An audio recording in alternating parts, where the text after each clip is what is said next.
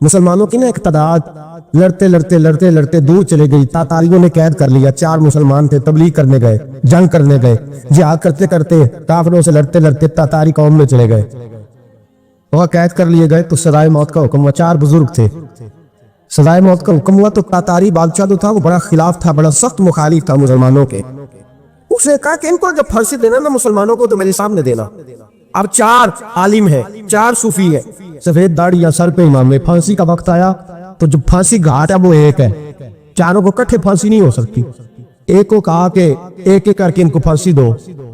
جب پھانسی کا وقت آیا نا تو جو سب سے پیچھے صوفی تھے وہ دوڑ کے آگے آئے, کہنے لگے بادشاہ پہلی باری میری لگا پہلی. اب بادشاہ نے کہا ٹھیک ہے اسے لٹکا دو. وہ قریب آئے تو دوسرے دوڑ آئے, کہنے لگے نہیں پہلی باری میں نے زیادہ کافر قتل کیے, میرا بڑا جرم ہے, مجھے پہلے سزا دو.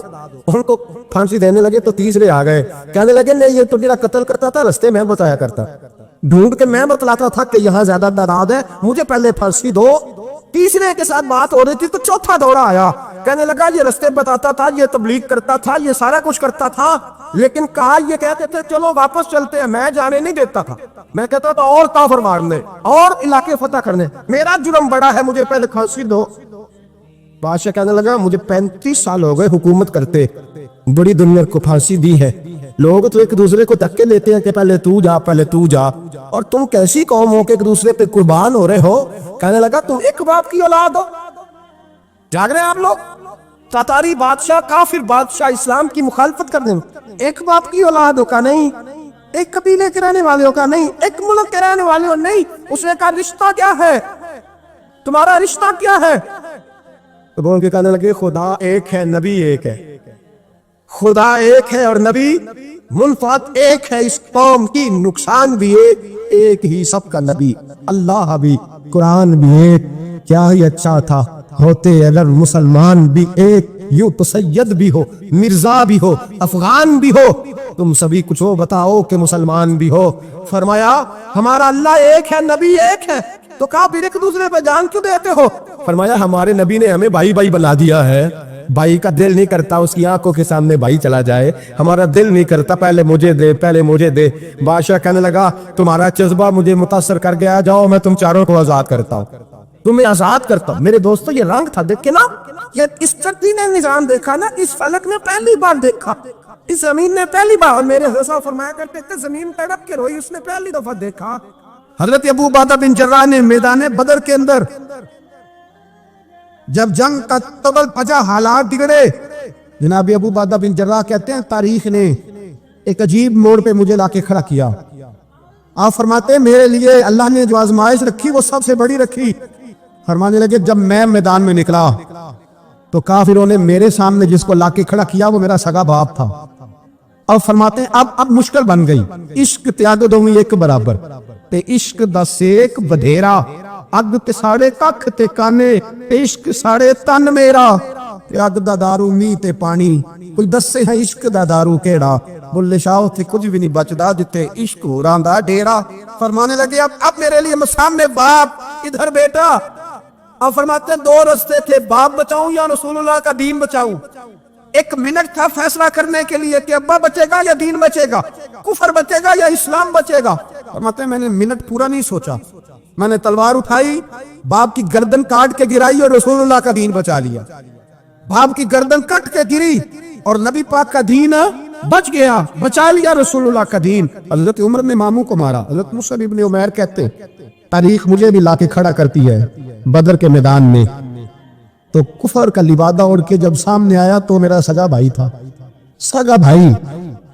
حضرت عمر ملک شام جاتے ہیں, جب فتح ہوتے ہیں حضرت سعد بن ابی وقاص بلاتے ہیں, شام جاتے ہیں. تو حضرت عمر کہتے ہیں شام آئے یار, سب سے پہلا کام یہ کر بلال کا تو پتہ کر. یہاں سنا ہے بلال حبشی کا مکان بھی کہیں نیڑے ہے, پتہ تو کر. حضرت بلال حبشی حضرت سیدنا سعد کہنے لگے حضور بلا نہ لے. فرمایا نہیں, وہ مصطفیٰ کا غلام ہے تو میرا تو امام ہے, میں گھر ملنے جاؤں ان کا گھر, رحماؤ بینہ ہوں. کالے رنگ کے حبشی غلام سیدنا بلال حبشی کو ملنے گھر گئے اور جناب عمر جا کے بیٹھک میں انتظار کرنے لگے, گویا ڈرائنگ روم میں بیٹھے انتظار ہونے لگا. جناب سیدنا بلال آئے تو حضرت عمر اٹھ کے کھڑے ہوئے.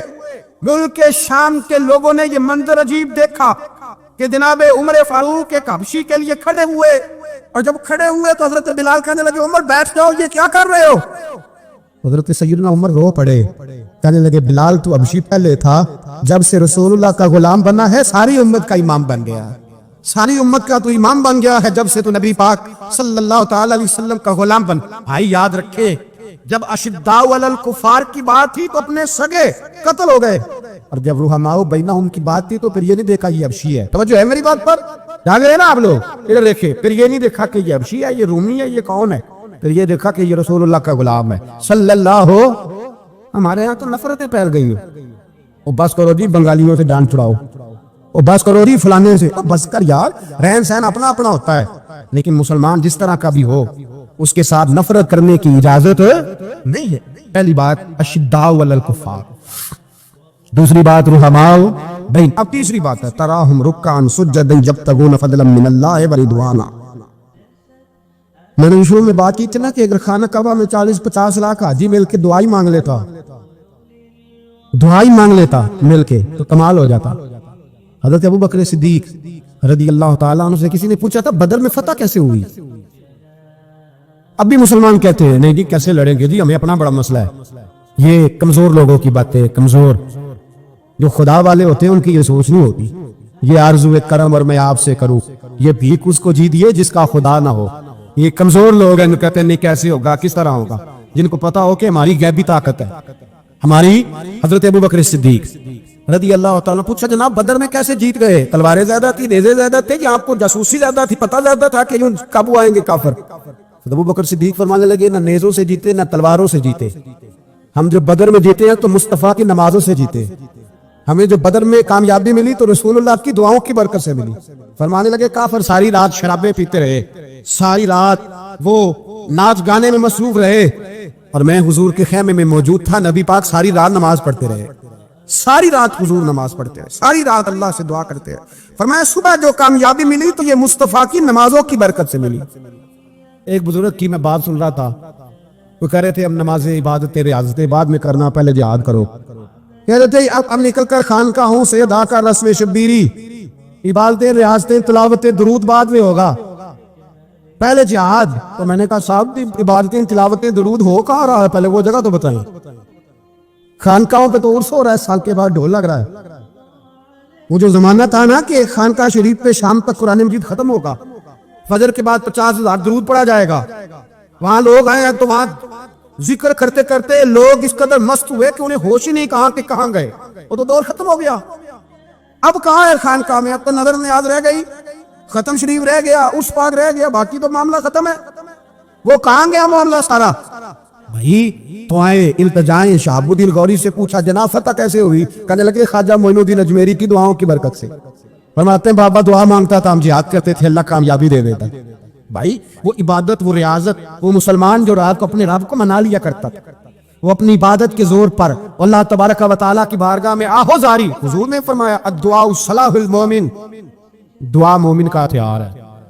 دعا مومن کا بول کے بتانا ہے، دعا مومن کا۔ فرمایا مومن یہ ہتھیار چلا سکتا ہے، یہ ہتھیار کافر کے پاس موجود ہے۔ حضرت زید بن حارثہ رضی اللہ تعالیٰ عنہ کو نہ پکڑ کے کچھ کافر ان کو پکڑ کے لے گئے تو ایک درخت کے ساتھ باندھ لیا، کہنے لگے تمہیں قتل کریں گے حضور کے صحابی رضی اللہ تعالیٰ۔ جب کافر آپ کو قتل کرنے لگا نا تو انہوں نے درخت کے ساتھ اچھی طریقے سے ٹانگیں باندھ لی، ہاتھ باندھ لیے، گردن باندھ لی، کہنے لگا بلا اپنے رب کو۔ حضرت زید رضی اللہ تعالیٰ عنہ فرمانے لگے میں تو شہید ہونے کو تیار تھا، لیکن تو نے آزمانے کا پروگرام بنایا تو ٹھیک ہے، میں پھر بلانے لگا ہوں اپنے رب کی مدد کو، اے اللہ مدد فرما۔ اس نے اتنی دیر میں تلوار نیام سے نکال لی، اے اللہ مدد فرما۔ اس نے جب تک دونوں ہاتھوں میں تلوار سونپ لی، اے اللہ مدد فرما۔ جب تیسری بار آپ نے یہ کہا تو اس نے تلوار اٹھائی، کہ اللہ مدد فرما۔ حضرت زید رضی اللہ تعالیٰ عنہ کہتے ہیں جب چوتھی بار میری زبان سے لفظ نکلے، کافر کے ہاتھ میں تلوار تھی پر گردن بھی اس کی کٹ کے نیچے گر گئی، گردن کٹ کے اسی وقت نیچے گری۔ مجھے کسی نے کھولا، نہ مارنے والا نظر آیا، نہ گردن کاٹنے والا نظر آیا، نہ مجھے کھولنے والا۔ تو میں نے کہا آنے والے تو بتا تو سوئی تو کون ہے؟ تو کہنے لگے میں جبریل امین ہوں، میں جبریل امین ہوں، میں جبریل، مجھے دشمنوں نہ چھیڑو، میرا ہے کوئی جہاں میں، मुझे दुश्मनों न छेड़ो, मेरा है कोई जहां में, मैं अभी पुकार लूंगा, नहीं दूर है मदीना। कहा जब तूने, हजरत जिब्रील कहने लगे, जब तूने पहली दफा कहा ना अल्लाह मदद फरमा, तो मैं सिदरतुल मुंतहा पे था, मुझे हुक्म हुआ जिब्रील देर न करना। फरमाते जब दूसरी दफा तूने कहा ना अल्लाह मदद फरमा, तो मैं 7वें आसमान पे था, और जब तीसरी दफा कहा मदद फरमा, तो मैं पहले आसमान पे था। और फरमाया जब तूने कहा चौथी दफा अल्लाह मदद फरमा, तो मैं तेरे सराहने खड़ा था, मैं तेरे सराहने। तो भाई अब तो इज्तिमाई दुआ भी नहीं रही हमारी, अब तो ये वाला सोता भी। अकबर अल-आबादी ने कहा था मुसीबत में भी अब यादें खुदा हमको नहीं आती, दुआ मुंह से ना निकली, जेबों से अर्जियां निकली। अब भी हम कहते हैं करेंगे बात, सफीर को बुलाएंगे, हमने कहा है उसको, तो मान जाएगा वो आपकी बात। वो बच्चे काट रहा है तो उसको घर बुला रहा है। अभी तक एक कितना सा स्टैंड कि उनका जो दफ्तर है सिफारत खाना वो बंद कर दिया जाए, इतनी भी तौफीक नहीं हुई। कहते हैं ठीक है शोर शुरू हो रहा है, बस चुप कर देंगे सारे। खुदारा ख्वाबे गफलत से उठो, बेदारी हासिल करो, और कुछ नहीं हो सकता तो खुल के दुआ तो मांगो उनके लिए दुआ तो मांगो। अल्लाह बड़ा करीम है, वो जब मदद करने पे आता है तो फिर बड़े बड़े काफिरों के मुकाबले में अपने बंदों की मदद फरमाता है। और मैं ये पैगाम देना चाहता हूँ आलम कुफ्र को भी, याद रखे रब करीम जब मदद करने पे आए तो अकेले हजरत इब्राहीम और एक तरफ पूरी मिल्लत हो तो अल्लाह अपने खलील को बचा लिया करता है। रब करीम की रहमत कामिला जब फैसला कर लेती है तो फिर नमरूद जैसे सुपर पावर ताकत को रब करीम मच्छर से मरवा दिया करता है। अल्लाह तबारक व तआला, ये तो मुसलमान का दुआ वाला सौते, वो निकल कर खानकाहों से अदा कर रस्में शब्बीरी, ये तो तब होगा जब खानका के अंदर कोई जिक्र फिक्र इबादत हो रही हो, और जब वहाँ हाल ही कोई नहीं, वहाँ तो रक्सो सुरूर है, वहाँ तो बस झूठी तारीफें। हर आदमी ने एक बंदा साथ रखा हुआ है तारीफें करने कराने वाला, तो मामला ही और हो गया है। हजरत सैयदना मौला अली शेर खुदा करमल्लाहु तआला वजहुल करीम सारी जिंदगी कहते रहे अल्लाह अली ने मैदान में उम्र गुजारी है, इससे शहादत की मौत अता फरमा। ओ भाई ये तो शहादतें मांगने वाले। हजरत इमाम हुसैन मैदान करबला में खड़े थे, शिमर करने लगा हुसैन तेरी चारों जानी मौत है, तो आप फरमाने लगे तुझे अभी हमारा पता ही नहीं, मौत से तो हमारा प्यार चलता है, और फरमाया ये शहादत तो हमारा पीछा करती है, पहुंच जाती है जहां हम होते, मौत से डर आ रहा है। मुसलमान का मरने को दिल नहीं करता, वरना वो इतनी बड़ी कोठी में कौन रहेगा। मरने को दिल इसलिए नहीं करता कि वो तो 6 करोड़ 10 करोड़ डॉलर लूट के रखे, मर गए तो खाएगा कौन। वो फकीर फाका मस्त थे, उनका घर ही कोई नहीं था, उनके बैंक बैलेंस ही कोई नहीं थे। वो कहते थे घर हमारा है वो जो हमारे रब ने तैयार किया हुआ है, हमारा बैंक बैलेंस है वो जो हमें जन्नत में जाके मिलेगा। उनका तो ये खाता ही कोई नहीं था, इसलिए वो शहादत की। हजरत उमर बिन जमूर रज़ी अल्लाह तआला अन्हु मैदान उहद में 4 बेटे लेके आए। कितने बेटे बोल के बताए? 4 बेटे लेके उमर बिन जमू आए, और खुद एक टांग से लंगड़े से आबी है, टांग छोटी है। हुजूर के सामने खड़े हुए, कहा महबूबा मेरे 4 ही थे, मैं 4 ले आया हूँ, कबूल कर ले। तो हुजूर ने फरमाया तू क्यों तलवार ओढ़े आया है, ये तूने क्यों गले में असला डाला हुआ है? कहा या रसूल अल्लाह मैंने भी तो जाना है ना। तो हुजूर ने फरमाया 4 बेटे जो हैं। हजरत उमर बिन जमू ने बात की, शहबा कहते हैं लबों से मुस्कुरा रहे थे, आंखों से रो रहे थे, क्या अजीब अंदाज है। हुजूर ने फरमाया उमर 4 बेटे जो आ गए तो तू रहने दे। हजरत उमर रो पड़े, कहने लगे महबूबा क्या लंगड़े जन्नत में नहीं जाएंगे? क्या हुजूर मैं लंगड़ा हूं तो मेरे लिए जन्नत कोई नहीं?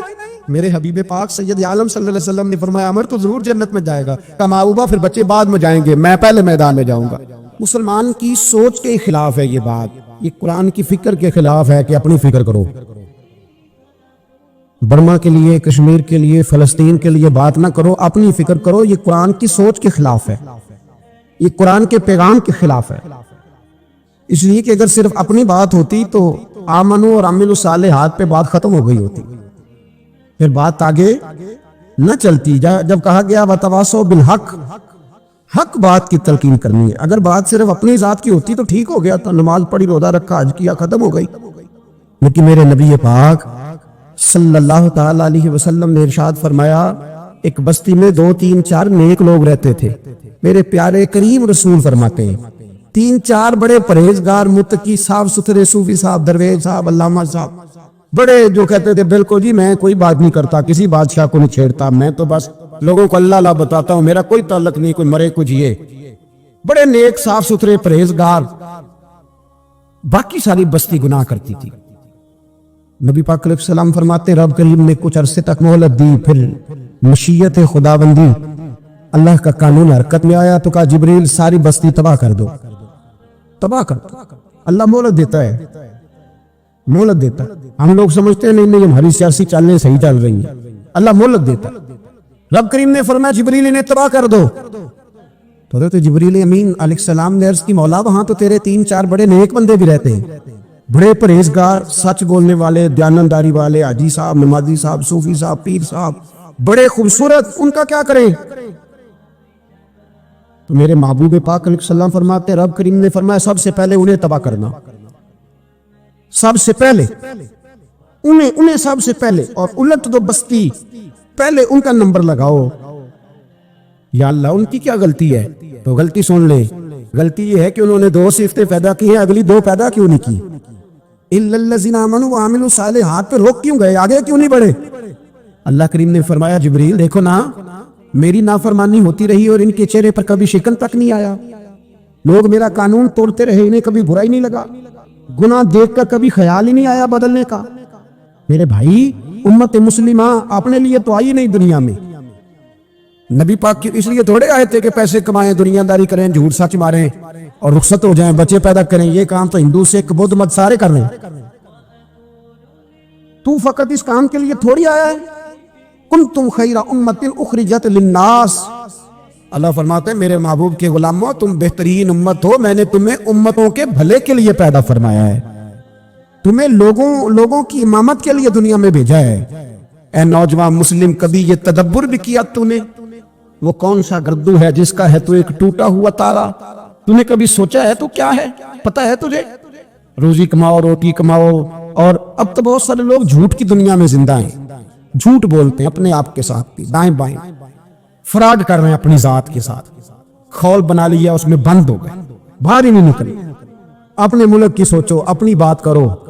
अल्लामा इकबाल ने पता क्या कहा था? इकबाल ने, ये सुनो, जो लोग कहते हैं पहले पाकिस्तान, बर्मा के मुसलमान, बाद में कश्मीर के मुसलमान, पहले सुनो इकबाल क्या कहते हैं। इकबाल कहने लगे इन ताजा खुदाओं में बड़ा सबसे वतन है, इन ताजा खुदाओं में बड़ा कौन?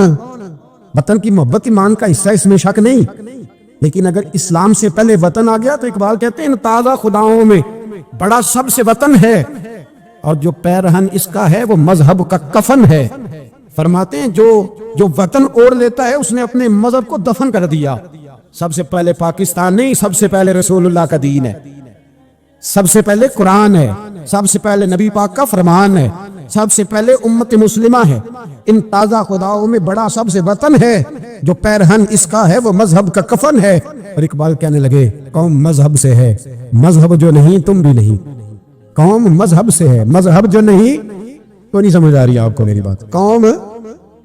कौम किससे है? पाकिस्तानी होने से, पंजाबी होने से, सिंधी बलोची पठान होने से ना, कौम मजहब से है, और मजहब जो नहीं तुम भी नहीं।